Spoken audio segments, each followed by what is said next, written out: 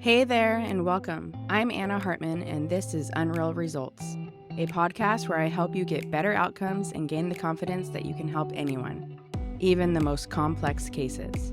Join me as I teach about the influence of the visceral organs and the nervous system on movement, pain, and injuries, all while shifting the paradigm of what whole body assessment and treatment really looks like. I'm glad you're here. Let's dive in. Hello. Welcome back to another episode of the Unreal Results podcast. So this week I was going to record an episode on grief, and I still probably will. But first, I'm going to record an episode about the knee. I got a question on Instagram. Thank you for submitting questions. About one of the questions was how to get full knee extension after a meniscus injury. And I started to respond on Instagram in the stories, and I was like, I have a lot to say on this. And you know what? This is going to have to be multiple posts, and honestly, it should be a podcast. And so that's where I'm at today. Ironically, too, right after I got that question, I had an athlete come to me for some knee pain, and his knee was so stiff and lacking so much knee extension that I was like, oh, ironic how that comes up like that. So that's what we're going to talk about today. Part of the reason I think I feel so strongly about this too is because I struggled with getting full knee extension back after my first couple surgeries. Honestly, let me actually think about that. My first surgery was in 1996, I think, which is crazy that is like 26 years ago. But that was my first surgery, and I went in for meniscus repair, not a repair, a meniscus removal. So it was a scope, and when I was in surgery, they saw that I had torn my ACL. So a little backstory, like right before that surgery, I had re-injured my knee, and the insurance company wouldn't approve another MRI because I had just had one. And so they were going in surgery kind of blind. And so go in surgery, they, trimmed up the meniscus. Obviously, at that point, was not prepared to repair my ACL. And so after surgery, the doctor was like, hey, bad news, you have a ACL tear, and so you'll need to have another surgery if you want to repair it. Excuse me, if you want to repair it.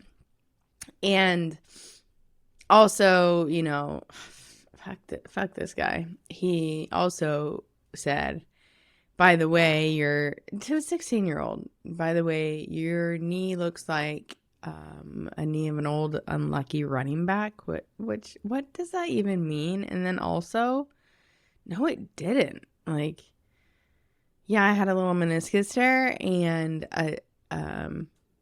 then a torn ACL, but I didn't have a ton of arthritis. I'm not really sure why he told me that, but that was like a bad thing to tell. And the way my sister heard it was like, oh my gosh. And she goes, I remember coming out of surgery, and she's like, Anna, you're going to be lucky if you ever walk again. And then I burst into tears because I was like post medicine recovery room. And I was like, what?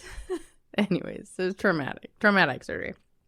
Anyways, I don't actually remember a ton about rehab after that first surgery because I think I was just like, well, I got to get another one. So I honestly am not 100% sure if I had full knee extension, like full range of motion, full knee extension after that first original surgery. I waited about a year. Not really 100% sure why we waited that long to repair my ACL, other than back then the doctor was like, well, you could potentially not have surgery. But anyways, so then the following year, 1997, I had ACL surgery. And back then it was like a very open procedure. So I have a very long scar. Looks like I have a knee replacement, but it was an open procedure. Patella tendon graft. Had the surgery. Great. Did the rehab. And during the rehab, oh my gosh, so painful. Right? If maybe you've experienced it, I hope people are not still experiencing this type of rehab, but I have a feeling that it might still be happening. But I had a hard time getting my extension back, and it was a very painful experience. In fact, actually, I had a hard time getting my flexion back too. Just range of motion in general, which for someone who is like hypermobile flexi person, that was surprising. And so, I mean, it was like every day of physical therapy was like tears of pain. They had like strapped me to the table and like were forcing my range of motion. Oh, it's so painful to think about. And, I left physical therapy, and I still was lacking full extension, and especially into hyperextension, because my other leg, is hyperextending into like 10 degrees of knee extension. And so, hindsight, now I know why that happened. Part of the reason that was happening is because my graft placement was wrong. Like many ACLs done in the 90s, the graft placement was wrong and then has since failed. And so I actually still have a torn ACL on that side. But, so it makes sense why I wasn't able to get full knee extension and full flexion very easily, because the arthokinematics of the joint were totally thrown off. So, but anyways, it's something that I really didn't have for a long time. It wasn't until years later in college, in one of my first athletic training classes, that someone did like, I want to say that the professor did like strain counter strain, or some sort of actually very gentle, more osteopathic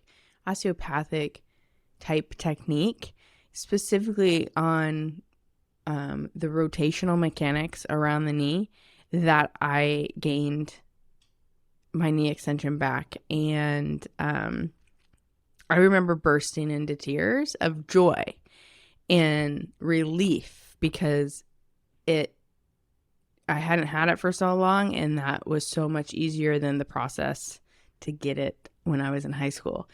And unfortunately, after that, it just didn't stick. And then, I tore my other ACL, and that ACL, I didn't really have a problem. I didn't have a problem getting my full extension. I didn't have a problem getting my full flexion. I do remember it still not being so comfortable. I remember doing like prone knee extension holds, hangs with the, like a 10-pound weight on the back of my leg. Like, still a little old school in terms of getting the range of motion, but I was able to get it and keep it. And then when I was in grad school working at Athletes Performance, when I started strength training, that is what finally got me my extension back in my left knee, my original knee that had such a hard time. And so that was a cool experience, because it was eye-opening to the importance of like strength and safety in order to have full terminal knee extension and control. But then it was something that I continued to struggle with on and off. And again, now that I have the information that my ACL's retorn, it makes sense because my arthokinematics easily get off in that knee and limit both my extension and flexion quite a bit, as well as drive some underlying swelling. So this is why I feel so strongly about this, is probably because of my history of what an uncomfortable experience that was. But then also because in my 20 plus year career, I've helped so many athletes get their full knee extension after surgery and get their full knee extension after surgery, sometimes like years later. There's so many athletes that would come to see us at Athletes Performance, now Exos, and would have had like ACL surgery in college, and then during their years as a professional, they're still super stiff into knee extension. And so I got really good at restoring mobility to the knee and understanding like all the components of it. And then now, having added in a lot of the osteopathic work, it becomes even easier. And so I want to share all of these tricks because I don't want any more people having to do prone knee hangs or being, strapped to the table and forcefully manipulated into knee extension and knee flexion anymore, because there is a better way. So that's what we're going to talk about. So first of all, yes, when it does come to restoring knee range of motion, especially after injury or after surgery, making sure you're treating the swelling and that you're getting the swelling out of there is really important. When there's fluid in the joint, it's going to limit the mobility in both flexion and extension. When there is fluid in the joint, and it doesn't take very much fluid at all, you have an arthokinematic inhibition of the quad. So the quad just sort of gets inhibited and does not turn on so well, which means that you're not going to get that terminal knee extension to stick. And so treating swelling properly is really important. And I cannot tell you how many people suffer from swelling in their knee like for years after an injury. And so that is number one. And, using the swelling reduction protocol for that is the way to go. It treats it from a systemic, standpoint, restoring good lymphatic flow, decreasing lymph congestion, improving vascular flow to and from the limb. So key. So that, I'll link in the show notes the episode I talked about the swelling reduction protocol. But the key spots are going to be the left thoracic duct, the liver, the anterior hip, which is the proximal part of the femoral canal or the adductor canal, and then the adductor hiatus, and then the lower leg. Those are the key spots of the swelling reduction protocol. So that is really important. Sometimes too, what happens, so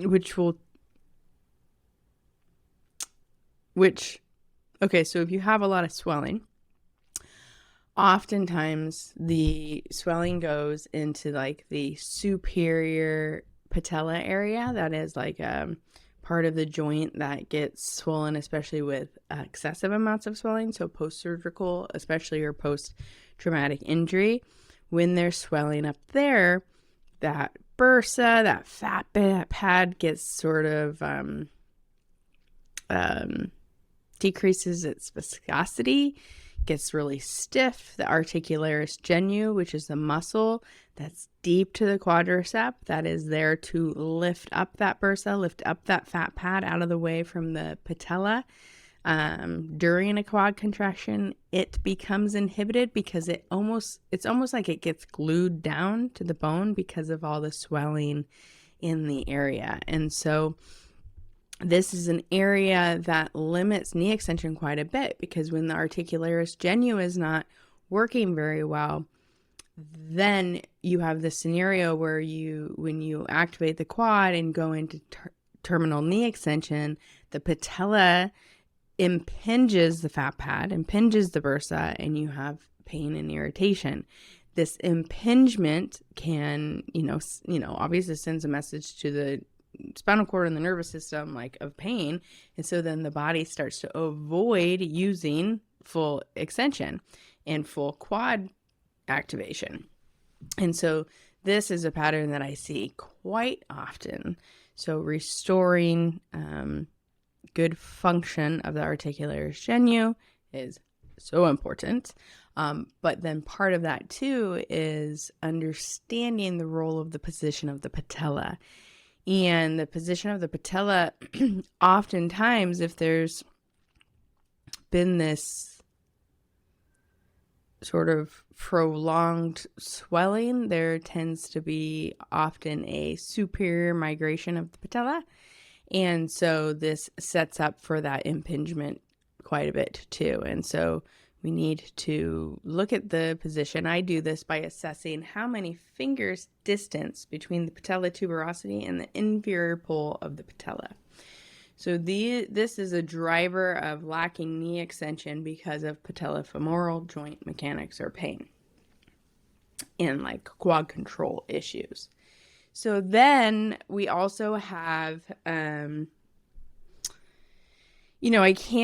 don't want to discount too the role of the visceral organs in the knee. Oftentimes when the knee, when there's a visceral organ referral to the knee, it's the urogenital organs, specifically often the kidney. And so we want to make sure that the kidney is moving and happy and not adding to sort of these visceral protection pattern of knee pain or limited knee mobility. And then also from a visceral standpoint, we want to make sure that all the nerves that are innervating the knee joint are free to move and glide and slide so they can fully function to do their part in sending messages to and from the knee joint. So those nerves, it's going to be the femoral nerve, the obturator nerve, the multiple branches of the femoral nerve. So there's branches from the main femoral nerve, but then there's also branches from the saphenous nerve. So the infrapatellar nerve specifically comes off the saphenous branch of the femoral nerve. And then from the posterior side, we've got branches from the tibial nerve and branches from the common perineal nerve. So those are a lot of nerves that we need to potentially treat and free up to ensure good joint mobility, good sensory information from the joint, and good motor control of the muscles surrounding the joint. So I love to free those up using the dynamic cupping or neural manipulation technique or fascial manipulation around this, the slips of where the nerves come out, or dry needling. All of those modalities work great for that. So before I would address any knee stiffness with like a joint mobilization or especially a forceful passive range of motion, I would make sure that I've treated all of the nerves related to that joint. The other thing that I love to do is movement with bone rhythms. So bone rhythms is something I learned from Eric Franklin, but it's basically embodying movement that the bones are doing from an arthokinematic standpoint, like embodying that throughout the osteokinematic range of motion. So for example, if I have somebody laying on a reformer or shuttle, like leg pressing, just going back and forth in a squat. So like from knee flexion to knee extension, that's a great opportunity to work on these bone rhythms to facilitate more range of motion into flexion or extension. And what's happening as the knee is flexing, the tibia and fibula, the lower leg, as the knee is flexing, go into internal rotation, and then the femur goes into external rotation. This is the cool thing about bone rhythms. They alternate, right? So if the lower leg goes into internal, the one above it and the one below it goes into external. So you only kind of have to remember one thing.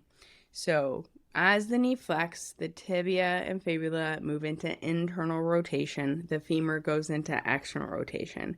And then as we extend, the opposite happens. The tibia and the fibula move into external rotation, and the femur moves into internal rotation. That is classically known as the screw-home mechanism. This is what creates terminal knee extension. The muscle that helps create this rotational movement, this arthokinematic pattern, is the popliteus. But the shape of the joint is what creates this, right?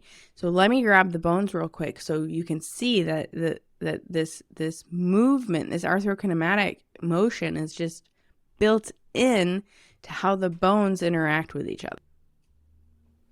So here's the tibia and here's the femur.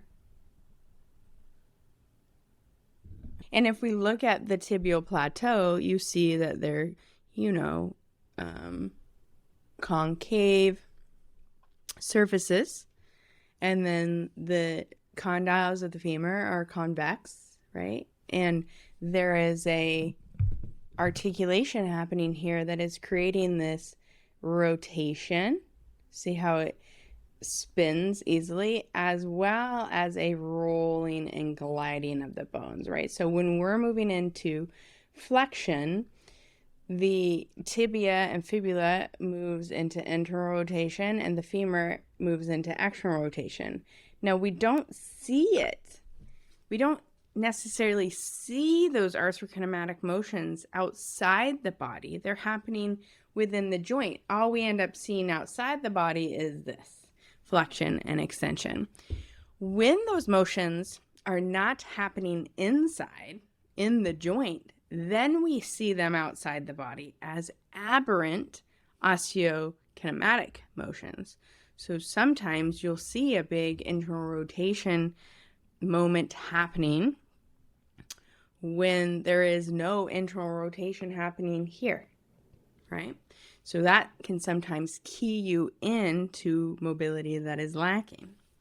So the interesting thing too, when it comes to common knee injuries, the axis of rotation of this joint is the ACL. So this is especially common after ACL sprains, after ACL surgeries, to lose a lot of the rotational control around this femur and tibia motion because it was its original center of rotation. So I love the bone rhythms. The bone rhythms work great. I use bone rhythms, like I said, in like a leg press scenario, in just a free body weight squat. I do it in short arc quads. You can do it in quad sets. You can do it in long arc quads. Anytime you're working on it, I place my hand on the body part and facilitate it through a really light swiping of the limb. And you can have your patient embody the movement in their hands. You know, their hands can model the femur and the tibia, and so they can be like tibia in, femur out. Opposite. Tibia in, femur out, femur in, tibia out. Femur in, tibia in, femur out, femur in, tibia out, as they're going through the range of motion. And this can be really helpful in restoring that and creating enough muscular control around the movement as needed, but as little as possible, which is so important sometimes after injury and surgery, because sometimes it's stiff or they're afraid to move, and so their muscle contraction tends to be like too much or not enough. And when you're focusing on just the bones moving, the muscles can have an easier time at deciding how much tension to create is needed for the anticipated load or event. So bone rhythms are one of the best things that you can do to restore extension in a pain-free sort of way. With that said, too, using that understanding of the bone rhythms and the screw home mechanism, sometimes in the past I've done like muscle energy techniques for it. Though since I've learned, how to free up the nerves and the importance of freeing up the nerves and then the bone rhythms, I tend to use that less and less. Like I haven't used it in years, to be honest.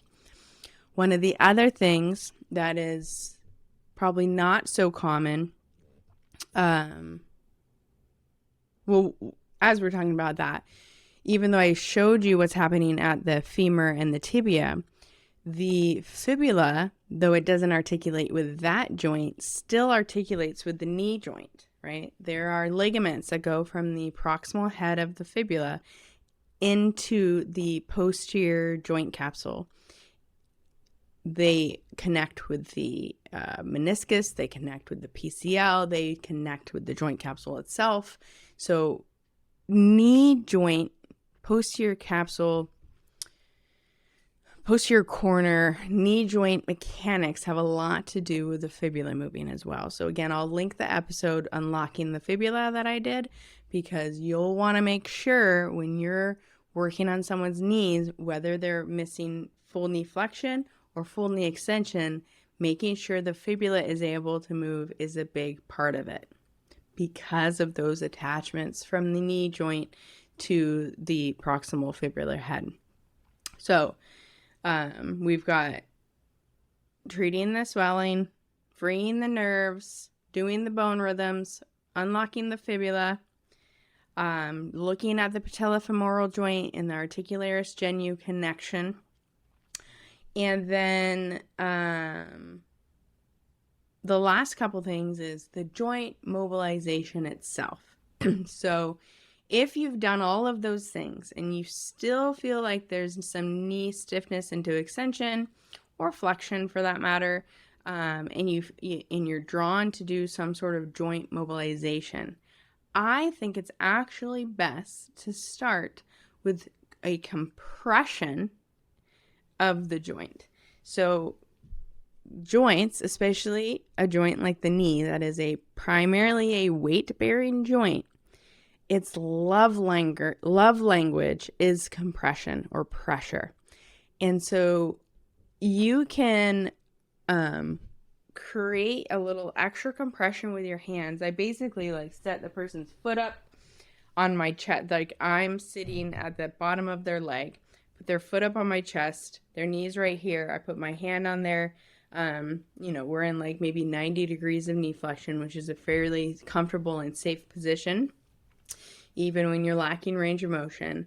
And I take my other hands on the femur and I compress the femur into the tibial plateau, into my chest on their foot. And I basically compress and let go, compress and let go, compress and let go. The 3 times of compression and let go is sort of waking up the proprioceptors in the joint. Again, the love language to that kind of joint is pressure, is compression. And again, in 90 degrees of knee flexion, it's fairly free to move. It's not it's not a position that's like a closed position of the joint. There's some movement that can happen. Some of that arthokinematic rotation, tibial rotation can happen. And then you have gravity that can help maneuver it too. And so after I do the compression, I pay attention and see what does it feel like the body wants. And you can use your whole body, your hands and the chest, and you follow where it goes. And you'll be surprised sometimes. You'll feel how it wants to add some internal, add some external. Sometimes it wants the whole leg to fall out to the side or on the inside. And you just follow it where it wants to go. And oftentimes I even feel the leg coming out into knee extension.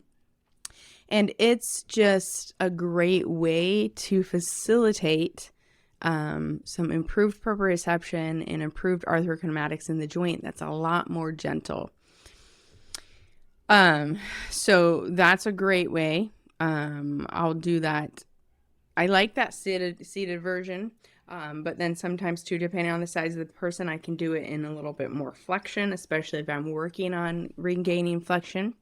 But even to regain knee extension, that flexed compression induction, it's called. An induction is when you load the tissues to create a response, and then you follow where the response takes you.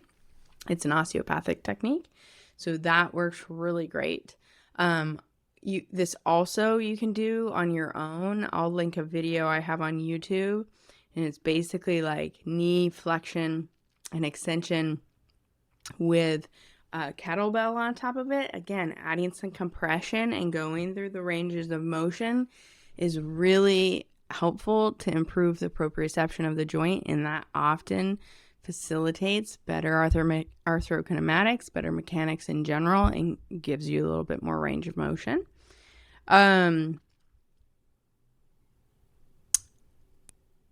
Improving ankle mobility. It's kind of a basic one, but ankle mobility and knee health go hand in hand.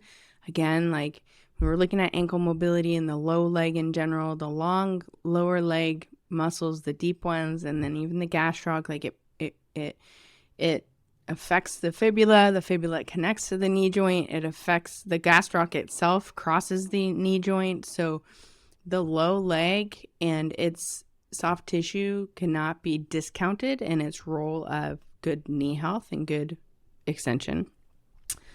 And then finally, I like to do, like, if I've done all of those things and I still feel like there's a little bit of terminal knee extension left on the table, I'll use a joint distraction cuff, and I will distract the tibia from the femur and then have the patient do an active quad set or short arc quad while I'm providing the distraction. That just creates a little bit of space so that when they activate the quad and they go into terminal knee extension, there's space for the femur and the tibia to glide and do a posterior glide. And so that can be a really helpful thing too. A lot of my athletes love that, like love it.